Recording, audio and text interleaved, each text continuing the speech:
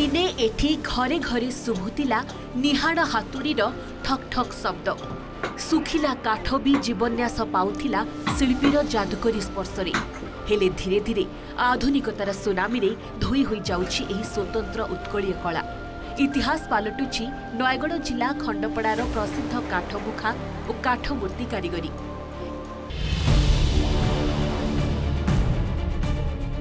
ये खंडपड़ार कुम्भार साही।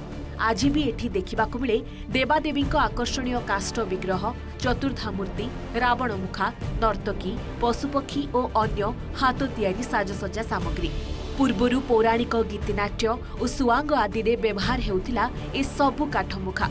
हेले एबे से सबु लोककला विलुप्त प्राय आउ ता सह काठमुखा भी केवल घर सजाइबाकू कां भां एहाकू खोजुछंती ग्राहक।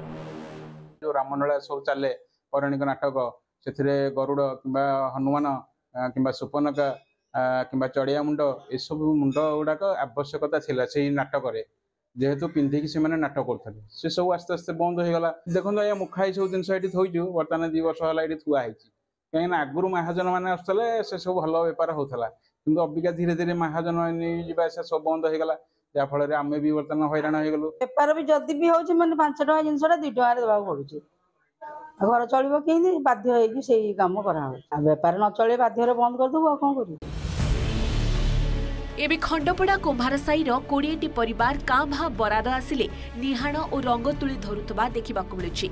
बजार अभाव ता संगको उचित पारिश्रमिक भी मिलुनी।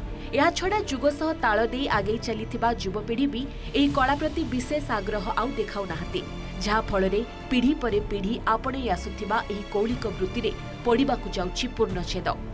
निम्ब, पाळधुआ, सिमिली आदि काठरू तैयारी हुए ए सबु मुखा और मूर्ति। हेले एबे काठर अभाव भी एही शिल्प हजिबा पछर अन्य एक कारण पालटिछि।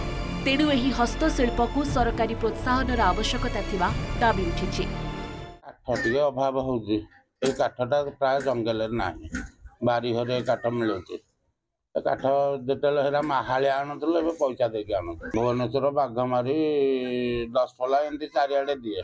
एबे मा जाई पारनु से आसी नौत पिलाने तो काठ काम करिया आमगु नाहांती बाहर को जाउछंती हेरी कहछंती कौन ए काठ काम करिवु काठ तो वाला मिलुनी पैसा पतर हेंती मिलुनी आ काम हम तो सरकार काई किछि आ ये करना पैसा पतर भल रेट नाही आ कौन करिवु आ मूल्य मजूरी वाला पैसा हम पाउछ कारीगर हेकी हमको परिश्रम विशेष पैसा आसुनी किछि।